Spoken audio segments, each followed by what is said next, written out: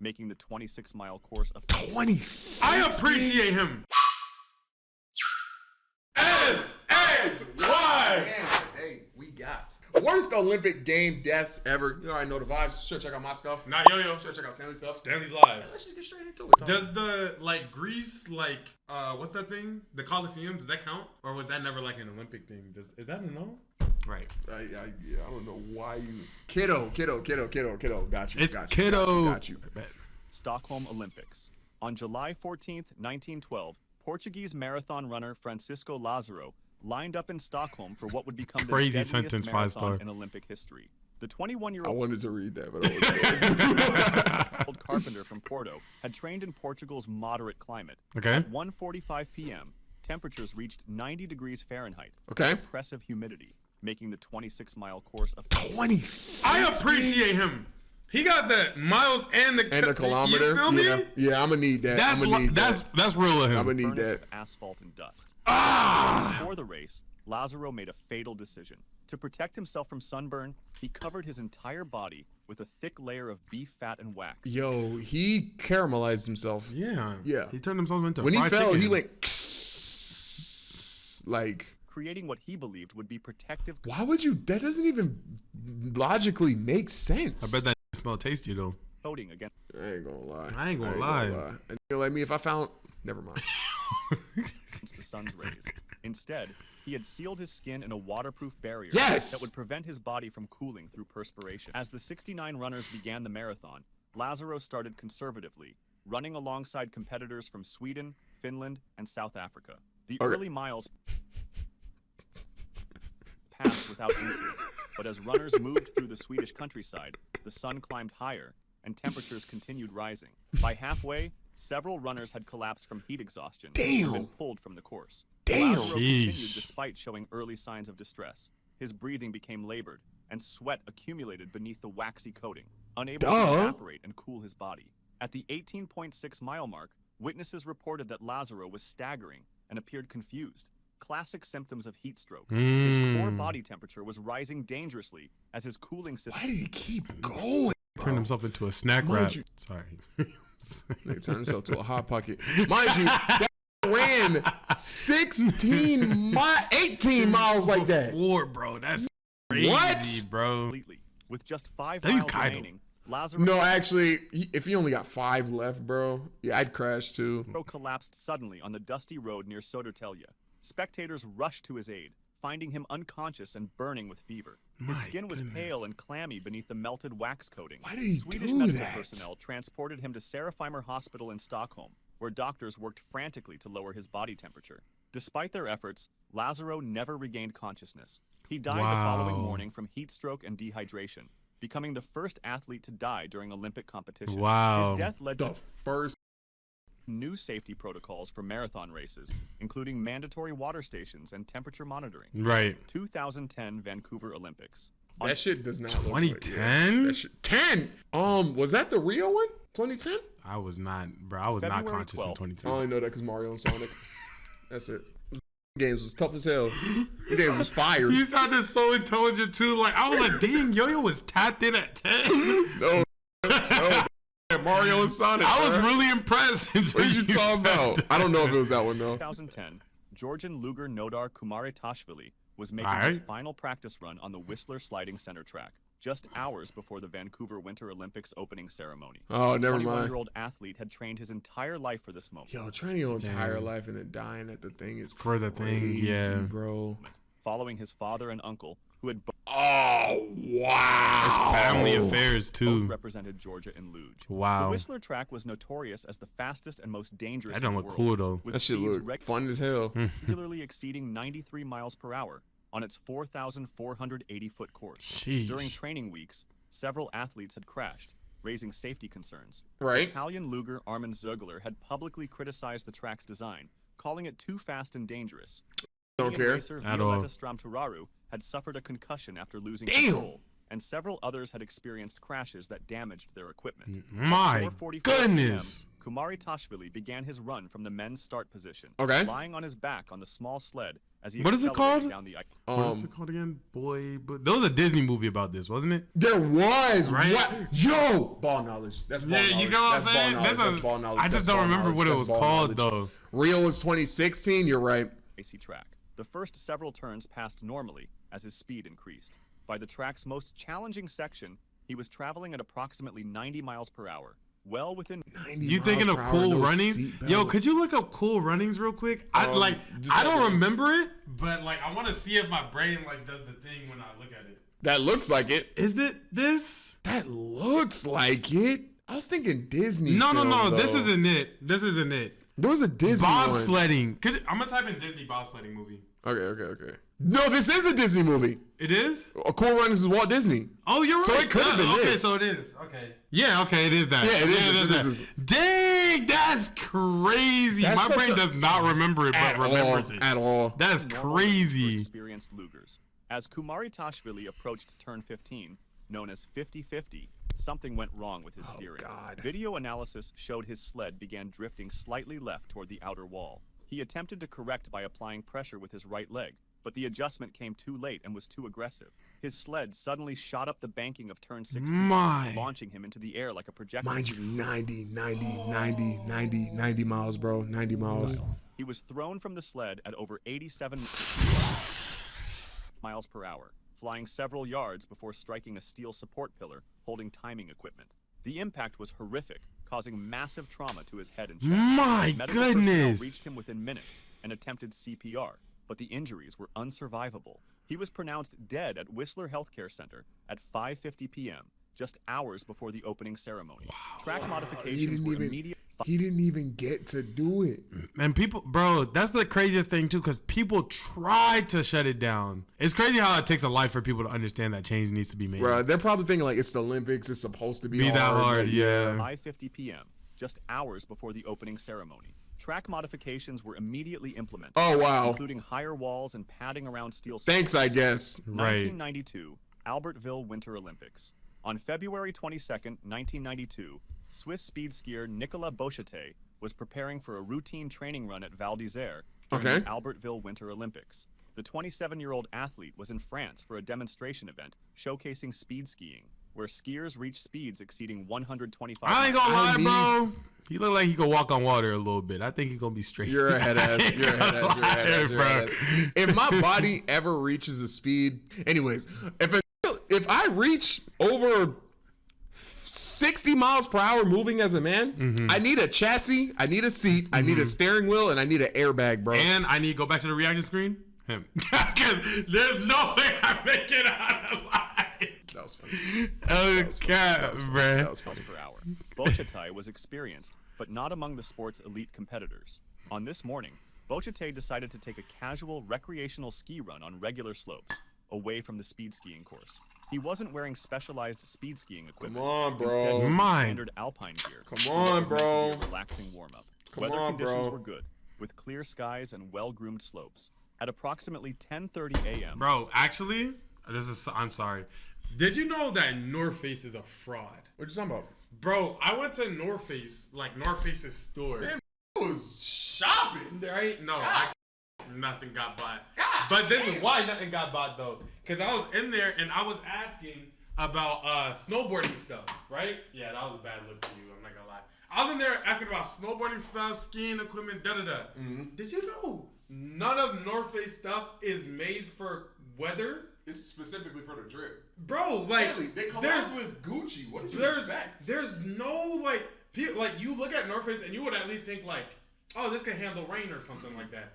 No, it has the same validity of handling rain as this. Have you ever You had get what I'm saying? a North Face backpack? No, I'm poor. But literally, it's nothing about the brand is. But the thing is, here's my problem though. Now talk to me. Their branding and marketing is so water adjacent and so liquid adjacent and so snow adjacent. Yeah. But they don't say it. But At literally, I was walking past the store and it'll be something where it'll be people hiking, right? And 75% of the image is just water in the back. which makes your brain associated with like travel and yeah, shit. it's like, this could be. And you know what's ironic? Covered by water. You know what's ironic? 10s are actually unironically really good for that stuff. Yeah, and they're not marketed in that way. They're not marketed at all. all. It's marketed as just for the fashion. Yeah, it's so ironic. So shout out North Face. It's so ironic. It's so ironic. It's so ironic. I learned that the other day. I had to yo-yo just because like that was bad. Oh, the not catching the thing. I had to let them know. That I have hand-eye coordination. Bocate was skiing down an intermediate slope when he encountered an unexpected obstacle. A grooming machine. Oh my God! Was working on the slope. I'm not gonna lie, an SSX tricky though. That's bonus points. These massive vehicles, weighing several tons with powerful engines, good, small fries. Tracks, are commonly used to prepare and maintain slopes. What happened next remains partially unclear, but witnesses reported that Bocate appeared to lose control or misjudge his line as he approached the grooming machine. Whether due to momentary concentration, equipment malfunction, or miscalculation, he was unable to avoid the massive vehicle. At his traveling speed, even on an intermediate slope, there was no time for evasive maneuvers once he realized the danger. Bocate collided with the rear of the machine with tremendous force, suffering massive traumatic injuries that proved immediately fatal. The impact was so severe that survival was impossible, despite immediate response from resort personnel and medical teams. His death sent shockwaves through the Olympic community and speed skiing, leading to increased safety protocols for demonstration events. This is 1992, though. It's like they don't got nothing. Nah, they just put people on ice. For athlete and resort operations interaction during Olympic Because who just Games. leaves that there? 1960 Rome Olympics. On August 26, This looks 1960, This looks Danish gross. cyclist Knud Enemark Jensen lined up for the 60 These some names. These are some names, bro. Unaware he was about to become the first athlete to die from drug use during Olympic competition, the 23-year-old was part of Denmark's four-man cycling Peds? team, competing in the grueling road race under scorching Italian sun, with temperatures reaching 104 degrees Fahrenheit. Okay. Jensen had been taking Roniacol, a blood circulation stimulant legal at the time, but later banned due to dangerous side effects, especially when combined with extreme exertion. The medication was commonly used by endurance athletes who believed it improved performance by increasing blood flow. But its effects in hot Once again, this is 1990, so they just put whatever in there, they bro. Be believing on that. Conditions were poorly understood.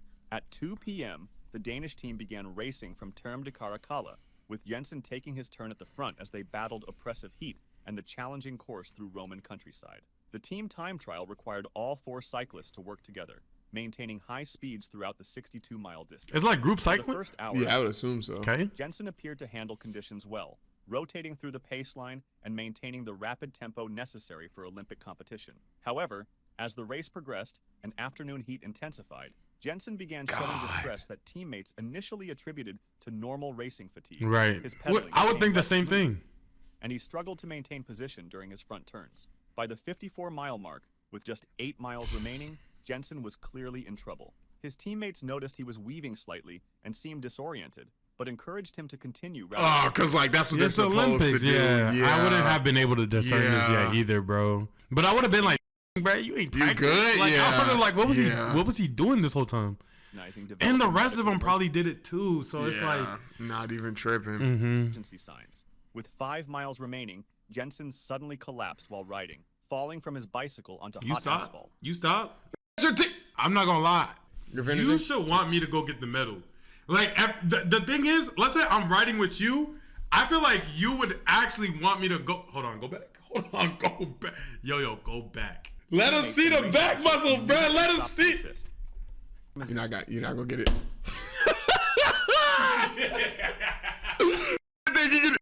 I don't do this. Stream that shit. Breathing labored and irregular, Italian medical personnel transported Jensen to a Rome hospital, where doctors worked to lower his body temperature and stabilize his condition. Despite their efforts, Jensen died several hours later of a heat stroke, exacerbated by. You know what's crazy about a lot of these? A lot of these, if they happened like more closer to the current time, he would have been fine. Not fine, but like way higher chances of surviving. For sure. Because like, what could they have done? Like put some cold towels on him? I don't know. You know what I'm saying? Circulation stimulant. The autopsy revealed that Roniacol, extreme. It's crazy how far medicine has come. Heat and intense exertion had overwhelmed his body's temperature regulation ability, leading to the first. W Lexi Star! Appreciate you, Lexi! 1964, Innsbruck Winter Olympics. On January 25th, 1964, Australian alpine skier Ross Milne was training on the downhill course at Paterkofel Mountain Okay. above Innsbruck, preparing for the Winter Olympics beginning. Oh, this is that Jeez. jumping John. Oh, I know this because We Fit. That jump. You wasn't on We Fit, was you? Nah. Man. Oh, you demonstrated this one. yeah, That's this is my shit, boy. Days. The 19-year-old from Sydney was one of Australia's most 19. That's sad. promising young skiers, representing his country despite limited access to world-class training facilities and snow conditions at home. Milne had arrived weeks early to acclimatize to challenging European racing conditions and familiarize himself with the Olympic downhill course, known for its technical difficulty and high speeds. The Paterkofel downhill was considered one of the most challenging courses on the international circuit, featuring a vertical drop of over 2,850 feet and sections where skiers routinely exceeded 81 miles per hour. The course included several technical sections with Oh, sharp bro, this map doesn't even make sense to me, bro. turns and elevation changes, demanding precise technique and split-second timing. During his training run, Milne was skiing at racing speed through the upper section when he encountered a particularly challenging sequence of turns requiring precise line This is selection not forgiving and at all excellent either. technique. Snow conditions were firm and fast, typical for World Cup level racing, but unforgiving for any technical errors. As Milne approached a sharp left-hand turn at high speed, something went wrong with either his equipment or technique, causing him to lose control of his skis. In Olympic-level downhill, the margin for error is virtually zero. God, bro. And once a skier loses control at racing speeds, recovery becomes nearly impossible. Yeah. Video footage showed Milne attempting to regain control as his skis drifted wide of the Dang, intended bro. racing line. Fighting to bring his skis back under control, he was carried off the prepared racing Oh, surface into trees bordering the course. At his estimated speed of over 62 miles per hour, the impact was catastrophic. Milne struck several large pine trees sequentially, Dang, suffering several? massive trauma that proved instantly fatal. Ski patrol and medical personnel reached the accident site within minutes, but survival was impossible given impact severity. This is always the worst ones when, like, even when the people are on point with. It's just nothing you just can do, nothing, bro. bro. 60 miles per hour, no protection, tree. It's like, what can you, bro? Trees wrap cars, bro. Yeah. Shocked the Olympic community and led to improved downhill course safety measures, including wider safety margins between It's racing just lines crazy and that obstacles, death is better the. protective barriers. That's what it and takes. more rigorous course inspection procedures still used in international ski racing today. God damn. Athens 2004 and Rio 2016. Olympic venue Oh, there's the Rio Olympics. Ah, shoot. And Athens. I guess. They did construction has the claimed Coliseum numerous shit. lives, but Athens 2004 I lied. and Rio 2016. That's 2004? On the left? Hey! He had rockets in They 19. was having in 2004. Oh my God. I was 4. I was like, no. I didn't see it. How was I supposed to know? How was I supposed to know? I was 4. The Taj Cut me some Mahal was slack, built man. like so long ago. The Taj Mahal do not got LEDs. The Taj Mahal definitely has LEDs. Taj Mahal does not have LEDs. The Taj Mahal definitely had LEDs in 2004, bro. In 2004? You Googling it isn't gonna do anything. Does the Taj Mahal have LEDs in 2004? It sounded like you were asking about Taj Mahal having LEDs in 2004. Could you clarify what you're referring to? Are you talking about the actual Taj Mahal in India or something else? Yeah, the Taj Mahal in India. I couldn't find any confirmation that the Out for their actual tragic Taj worker Mahal tolls. had LED This is lighting in cap. 2004. This is cap, bro. Yeah, no worries. The Taj Mahal This is cap, didn't bro. have LED lights in 2004. Cap, this is cap, this is cap. Does the Taj Mahal have interior lighting? That's not what I was asking. Taj Mahal has light. I'm not at. They have no lights, actually. There's no lights. There's no lights in the Taj Mahal. There's no lights in the Taj Mahal. Jeez, okay.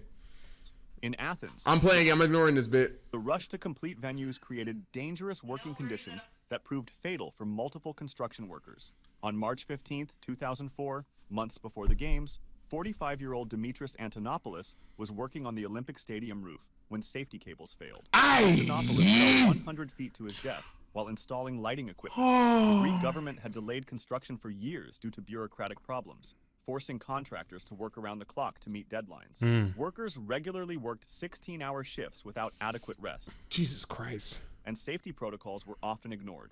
Another worker, 38-year-old crane 2? operator Nikos Georgiou, died when his crane collapsed while lifting steel beams for the Wow. Aquatic Center on June 2nd, 2004. Wow. The crane operated beyond rated capacity, due to construction acceleration pressure. And That's so crazy. inadequate ground preparation caused the Wow. to tip over, crushing Giorgio in the operator's cab. At least 4 construction workers died Wow. at Olympic venues, with dozens It was bad in Dubai. Yes, like building Dubai. Oh, I hear about that. Yeah. more suffering serious injuries.